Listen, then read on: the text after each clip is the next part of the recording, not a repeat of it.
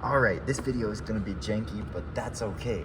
So we're starting out with our model in Fusion 360. If you don't want to do this model and want to make stuff in Inkscape, skip this part. But we have our model, and we're going to create a sketch on this model wherever we have a flat face that we want to create. So I have this face right here, and if I select everything, we can delete everything that's selected in case it automatically projects anything.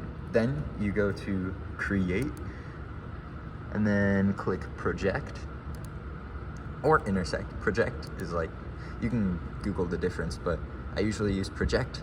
Project this face right here or the entire body.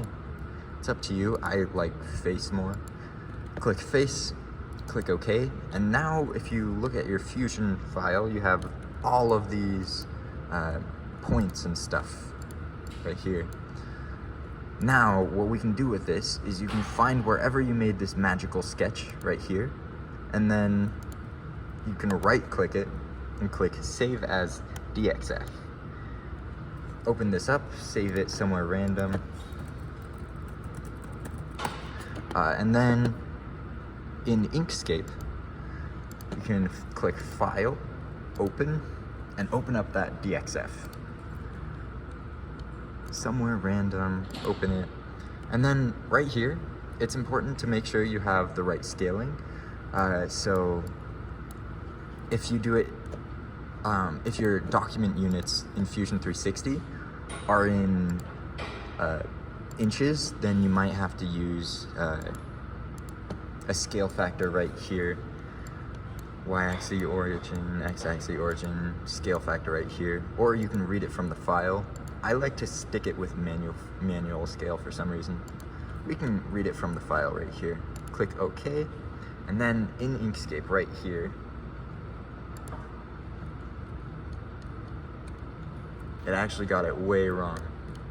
That's why I like to use the manual scale. You can see, I think it thinks it's in inches. Let's see. You can see the path right here. That's usually why I use manual scale and set it to 1.0. I like to do everything in metric, and that makes it really easy.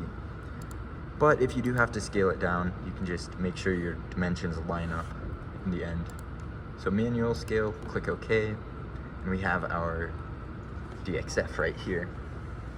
Ta-da! This is perfectly scaled. I've confirmed the dimensions. You can see right here in inches, and yeah, 7.174 and 1.35. Those are the dimensions that I want. You can edit this right here.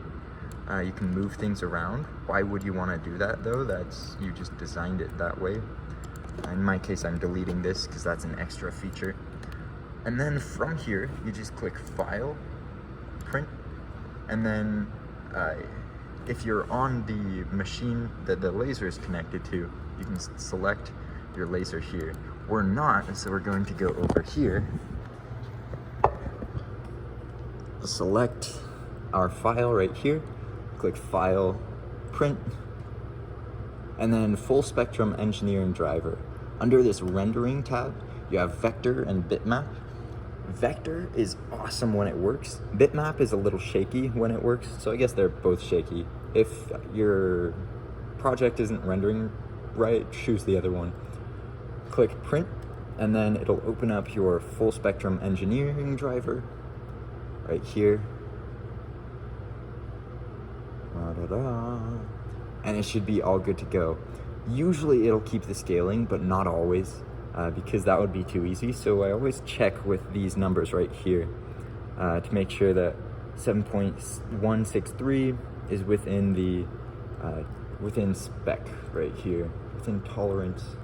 1.135 is close enough to 7.135 is close enough to a 7.163. I might scale it down just a touch.